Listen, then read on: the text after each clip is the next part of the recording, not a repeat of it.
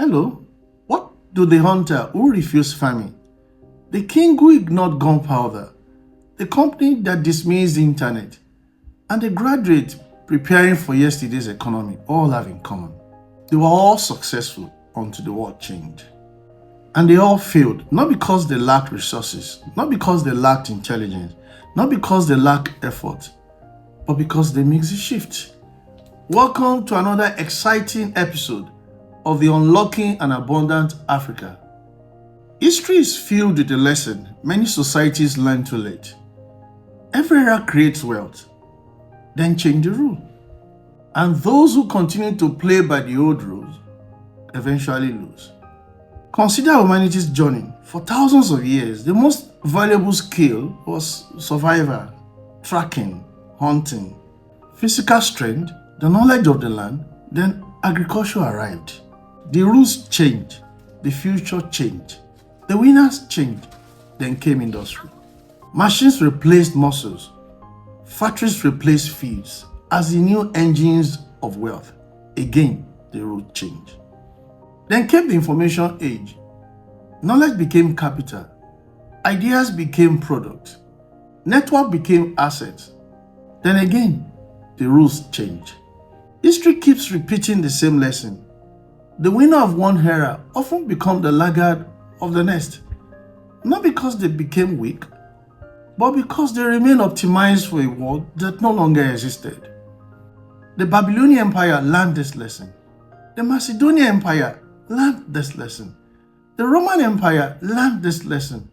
The Ottoman Empire learned this lesson. The British Empire also learned this lesson. Even the Oyo Empire learned these lessons. Power alone was never enough. The ability to adapt determined survival. Civilization did not become vulnerable because change had arrived. Civilization became vulnerable because they failed to recognize that change has arrived.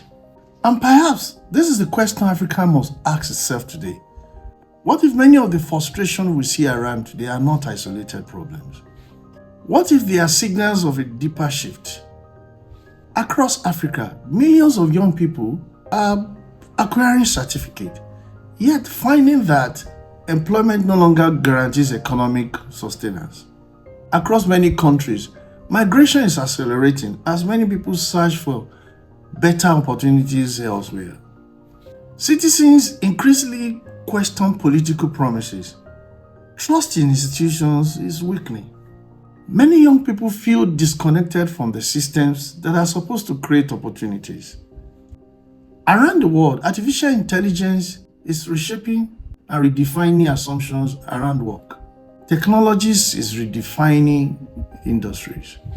Economic power is shifting. Political alliances are shifting.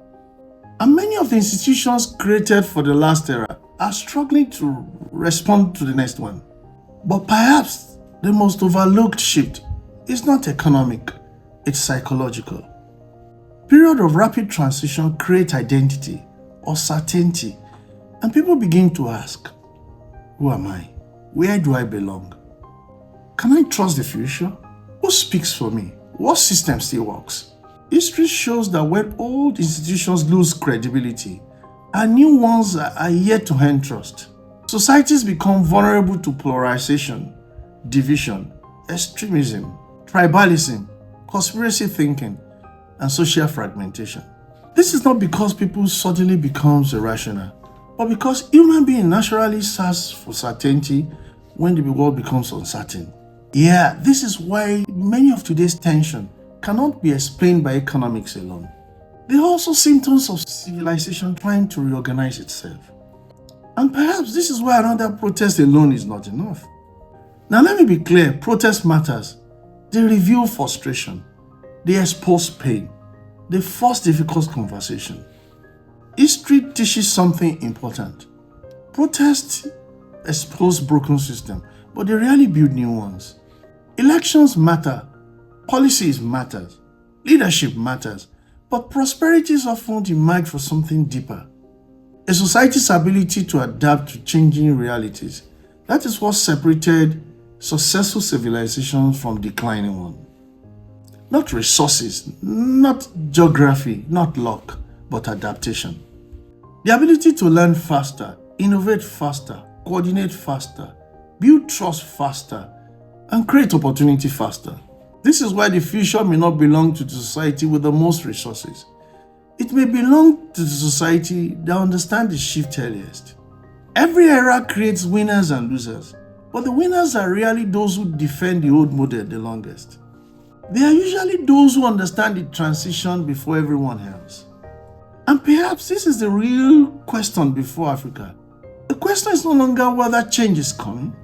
The question is no longer whether we recognize the shift. The question is whether we recognize early enough to build for the world that is coming. Because abundance is not inherited, it is built. And history is remarkably consistent.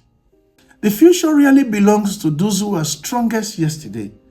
The future belongs to those who adapt faster.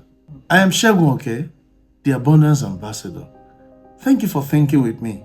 We are building this understanding together and perhaps learning to recognize the shift before it becomes obvious to everyone else.